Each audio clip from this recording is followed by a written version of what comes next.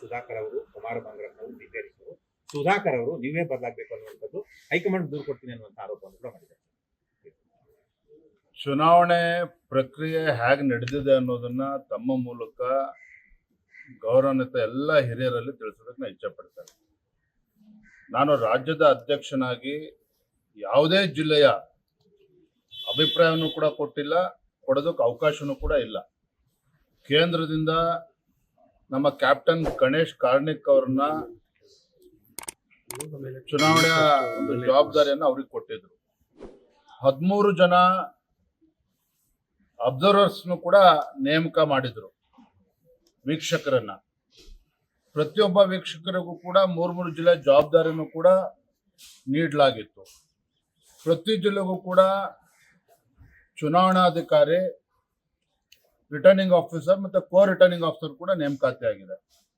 ಮತ್ತೆ returning officer ಮತ್ತು ಕೋ returning officer ಅವರ ನೇತೃತ್ವದಲ್ಲಿ, ಅವರ ಸಮಕ್ಷಮದಲ್ಲಿ ಆ ಜಿಲ್ಲೆಗಳಲ್ಲಿ ಎಲ್ಲ ಪ್ರಮುಖರ ವಿಶ್ವಾಸಕ್ಕೆ ತೆಗೆದುಕೊಂಡು ಅಭಿಪ್ರಾಯನ ಪಡೆದುಕೊಂಡು 3 ಹೆಸರುಗಳನ್ನ ರಾಜ್ಯಕ್ಕೆ ಕಳಿಸ್ಕೊಟ್ಟಿದ್ದಾರೆ. ಜಿಲ್ಲೆ ತಂಡದಿಂದ ಯಾವ 3 ಹೆಸರುಗಳನ್ನ ಕೊಟ್ಟಿದ್ದಾರೋ ಆ 3 ಹೆಸರುಗಳನ್ನ ದೆಹಲಿಗೆ ಕಳಿಸ್ಕೊಟ್ಟು, ದೆಹಲಿಯಿಂದ ಅಂತಿಮವಾಗಿ ತೀರ್ಮಾನ ಆಗಿರ್ತಕ್ಕಂಥ ನಂತರದಲ್ಲಿ ನನ್ನ ಚುನಾವಣಾ ಪ್ರಕ್ರಿಯೆ ನಡೆದ್ಬಿಟ್ಟು ಅವ್ರ ಹೆಸರನ್ನ ಘೋಷಣೆ ಆಗಿರ್ತಕ್ಕಂಥದ್ದು. ಈ ಪ್ರಕ್ರಿಯೆಯಲ್ಲಿ ವಿಜಯೇಂದ್ರ ಅವರ ಪಾತ್ರ 0. ನಾ ರಾಜ್ಯದ ಅಧ್ಯಕ್ಷ ಇರ್ಬೋದು, ರಾಜ್ಯದ ಅಧ್ಯಕ್ಷ ಇದ್ರೂ ಸಹ ನನ್ನ ಜಿಲ್ಲೆ ಬಗ್ಗೆ ಅಭಿಪ್ರಾಯನ ಕೊಡ್ಬೋದೇ ಹೊರತು ರಾಜ್ಯದ ಯಾವುದೇ ಜಿಲ್ಲೆಗೆ ಅಭಿಪ್ರಾಯ ಕೊಡೋದಕ್ಕೆ ನನಗೂ ಕೂಡ ಅಧಿಕಾರ ಇಲ್ಲ. ಇದು ಎಲ್ರಿಗೂ ಕೂಡ ಗೊತ್ತಿರಬೇಕು. ಕಾರಣ ಏನಂದ್ರೆ ಇಲ್ಲಿ ಯಾರನ್ನೂ ಕೂಡ ಸುಧಾಕರ್ನೂ ಕೂಡ ದೂಷಿಸಕ್ಕೆ ಹೋಗೋದಿಲ್ಲ. ಈ ಚುನಾವಣಾ ಪ್ರಕ್ರಿಯೆ ಏನು ಅಂತೇಳಿ ಯಾರಿಗೂ ಕೂಡ ಗೊತ್ತಿಲ್ಲ, ಗೊಂದಲ ಇದೆ. ಯಾಕಂದ್ರೆ ಮೊದಲ ಬಾರಿ ಇಡೀ ದೇಶಾದ್ಯಂತ ಇವತ್ತು ನಮ್ಮ ರಾಜ್ಯದಲ್ಲಿ ಏನು ಚುನಾವಣಾ ಪ್ರಕ್ರಿಯೆ ನಡೆದಿದೆಯೋ, ಚಿಕ್ಕಬಳ್ಳಾಪುರ ಜಿಲ್ಲೆನಲ್ಲಿ ಏನು ಚುನಾವಣಾ ಪ್ರಕ್ರಿಯೆ ನಡೆದಿದೆ, ಇಡೀ ದೇಶದಲ್ಲಿ ಇದೇ ವ್ಯವಸ್ಥೆಯಲ್ಲಿ ನಡೀತಾ ಇರ್ತಕ್ಕಂಥದ್ದು. ನಾನು ಹೊಸದಾಗಿ ಯಾವುದೋ ಒಂದು ಪ್ರಕ್ರಿಯೆ ಮಾಡೋಕೆ ನನಗೂ ಕೂಡ ಅಧಿಕಾರ ಇಲ್ಲ, ಕೇಂದ್ರ ಎಲ್ಲವನ್ನೂ ಕೂಡ ಗಮನಿಸ್ತಾ ಇದೆ. ಎರಡನೇದಾಗಿ ಮಾನ್ಯ ಸುಧಾಕರ್ ಅವರ ಆಕ್ರೋಶ ಭರಿತ ಮಾತುಗಳನ್ನ ನಾನು ಕೇಳಿದ್ದೇನೆ. ಆಕ್ರೋಶ ಭರಿತ ಮಾತುಗಳನ್ನ ನಿನ್ನೆ ಸುಧಾಕರ್ ಅವರು ಏನ್ ಹೇಳಿದಾರೆ ಅದನ್ನು ಕೇಳಿದ್ದೇನೆ. ಒಂದು ರೀತಿ ವಿಜಯೇಂದ್ರ ಅವರು ನಮ್ಮನ್ನ ಸಮಾಧಿ ಮಾಡಕ್ ಹೊರಟಿದ್ದಾರೆ. ನಾನು ತಮ್ಮ ಮೂಲಕ ಸುಧಾಕರ್ ಹೇಳೋದಕ್ಕೆ ಇಷ್ಟಪಡ್ತೇನೆ, ಈ ರೀತಿ ಹೇಳಿಕೆಗಳನ್ನು ದಯವಿಟ್ಟು ಕೊಡಬೇಡಿ. ಅದು ನಿಮಗೂ ಕೂಡ ಗೌರವ ತರೋದಿಲ್ಲ, ನನಗೂ ಕೂಡ ಗೌರವ ತಂದ್ಕೊಡೋದಿಲ್ಲ. ಅಲ್ಲಿ ಯಾರು ಆಯ್ಕೆ ಆಗಿದೆ ಅವನು ಕೂಡ ಪಕ್ಷದ ಒಬ್ಬ ಕಾರ್ಯಕರ್ತ, ಮತ್ತೆ ಸುಧಾಕರ್ ಅವರ ಸಂಬಂಧಿನೂ ಕೂಡ ಹೌದು. ಹಾಗಾಗಿ ಚುನಾವಣಾ ಪ್ರಕ್ರಿಯೆ ಏನಾಗಿದೆ ಅನ್ನೋದನ್ನ ಅವರು ಕೂಡ ಅರ್ಥ ಮಾಡ್ಕೊಳ್ಳಿ. ಅವ್ರು ಏನೇ ಟೀಕೆ ಮಾಡಿದ್ರು ನಾವು ಅವ್ರನ್ನ ಟೀಕೆ ಮಾಡೋದಕ್ಕೆ ಹೋಗೋದಿಲ್ಲ. ಮಾಜಿ ಸಚಿವರಾಗಿ ಅವರು ಕೂಡ ಕೆಲಸವನ್ನು ಮಾಡಿದ್ದಾರೆ. ಆದ್ರೆ ಪಕ್ಷ ಏನ್ ತೀರ್ಮಾನ ಮಾಡಿದೆ ಜಿಲ್ಲಾ ಮಟ್ಟದಲ್ಲಿ, ಅದಕ್ಕೆ ಕೇಂದ್ರದಿಂದ ಸಮ್ಮತಿನೂ ಕೂಡ ಸಿಕ್ಕಿದೆ.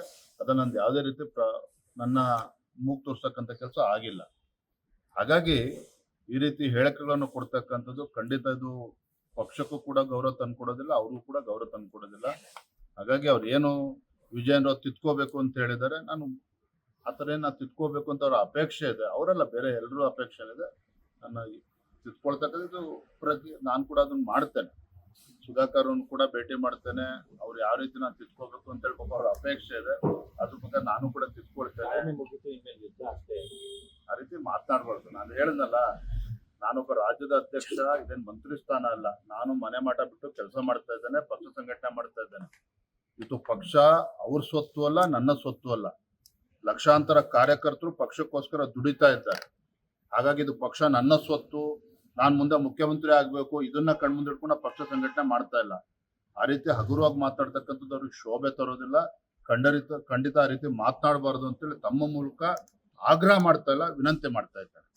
Thank you. ಹೈಕಮಾಂಡ್ ಏನಾದ್ರು ಹೇಳ್ತೀರಾ ಸರ್? ಇಷ್ಟೆಲ್ಲ ಆಗ್ತಾ ಇದೆ. ಇಲ್ಲ ರೀ, ನೋಡ್ರಿ ಪಾಪ ಯಾರೋ ಒಬ್ರು ಅಪೇಕ್ಷೆ ಪಟ್ರು ಅಂತೇಳಿ ಅವ್ರು ಹೇಳಿದಂತೆ ಜಿಲ್ಲಾಧ್ಯಕ್ಷರು ಮಾಡೋದಕ್ಕೆ ಆಗೋದಿಲ್ಲ. ಮತ್ತೆ ಅದು ನನ್ನ ಪಾತ್ರನೂ ಇಲ್ಲ, ಮತ್ತೆ ಹೇಳ್ತಾ ಇದ್ದೇನೆ. ಉದಾಹರಣೆಯಲ್ಲಿ ರಾಮಚಂದ್ರ ಅವರು ಕೂಡ ಅಪೇಕ್ಷಿತರಿದ್ದರು, ಅಧ್ಯಕ್ಷ ಆಗ್ಬೇಕು ಅಂತ ಪ್ರಕ್ರಿಯೆ ನಡೆದಿದೆ. ಆ ರೀತಿ ನನ್ನ ಮೇಲೆ ಆರೋಪ ಮಾಡ್ತಕ್ಕಂಥದ್ದು ಇದು ಖಂಡಿತ ಸರಿಯಲ್ಲ. ಅಲ್ಲಿ ವೀಕ್ಷಕರು ಹೋಗಿದ್ರು, ಎಲ್ಲ ಕೂಡ ಅವರ ಸಮ್ಮುಖದಲ್ಲಿ ಆಗಿದೆ. ಅದ್ರಲ್ಲಿ ನನ್ನ ಪಾತ್ರ ಏನಿಲ್ಲ. ದಯವಿಟ್ಟು ಸುಧಾಕರ್ ಅವರು ಕೂಡ ಅನ್ಯತಾ ಭಾವಿಸಬಾರ್ದು, ತಪ್ಪು ತಿಳ್ಕೊಬಾರ್ದು. ಮತ್ತೆ ಅಲ್ಲಿ ಕಾರ್ಯಕರ್ತನ ಆಗಿದೆ. ಹಾಗಾಗಿ ಏನು ಅವ್ರು ಸರಿ ಮಾಡಬೇಕು, ಮುಂದೆ ಅವ್ರು ಯಾರು ಅವ್ರಿಗೂ ಅಧಿಕಾರ ಇದೆ. ಮುಂದೆ ಜಿಲ್ಲೆನಲ್ಲಿ ಯಾರ್ಯಾರು ಪದಾಧಿಕಾರಿಗಳು ಮಾಡಬೇಕು, ಅವರು ಸಲಹೆ ಕೊಡ್ಲಿ ಅಲ್ಲಿ ಜಿಲ್ಲಾ ಮಟ್ಟದಲ್ಲಿ. ಖಂಡಿತ ಈ ರೀತಿ ಮಾತನಾಡ್ತಕ್ಕಂಥ ಸರಿಯಲ್ಲ. ಮತ್ತೆ ನನ್ನ ಈ ಎಲ್ಲ ಚುನಾವಣಾ ಪ್ರಕ್ರಿಯೆಯಲ್ಲಿ ರಾಜ್ಯದ ಅಧ್ಯಕ್ಷ ವಿಜೇಂದ್ರ ಅವರ ಪಾತ್ರ ಯಾವ ಜಿಲ್ಲೆಯಲ್ಲೂ ಕೂಡ ಇಲ್ಲ. ಅದು ಮತ್ತೊಮ್ಮೆ ನಾಳೆ ಸ್ಪಷ್ಟಪಡಿಸಿದ್ದಾರೆ. ಯತ್ನಾಳ್ ಸ್ಪರ್ಧೆ ಬಗ್ಗೆ ಅಧಿಕೃತವಾಗಿ ಘೋಷಣೆ ಮಾಡ್ತಾರೆ ಅಂತ ಕಾಣಿಸುತ್ತೆ. ಥ್ಯಾಂಕ್ ಯು, ಧನ್ಯವಾದ. ಲೇಟೆಸ್ಟ್ ಹಾಗೂ ಇಂಟ್ರೆಸ್ಟಿಂಗ್ ಸುದ್ದಿಗಳಿಗಾಗಿ ಬಾಸ್ ಟಿವಿ ಕನ್ನಡ ಚಾನೆಲ್ನ ಸಬ್ಸ್ಕ್ರೈಬ್ ಮಾಡಿ. ಹಾಗೆಯೇ ಬೆಲ್ ಐಕಾನ್ ಪ್ರೆಸ್ ಮಾಡಿ. ಇದರ ಜೊತೆಗೆ ಫೇಸ್ಬುಕ್, ಇನ್ಸ್ಟಾಗ್ರಾಮ್, ಎಕ್ಸ್ ನಲ್ಲೂ ಮಿಸ್ ಮಾಡದೆ ಫಾಲೋ ಮಾಡಿ.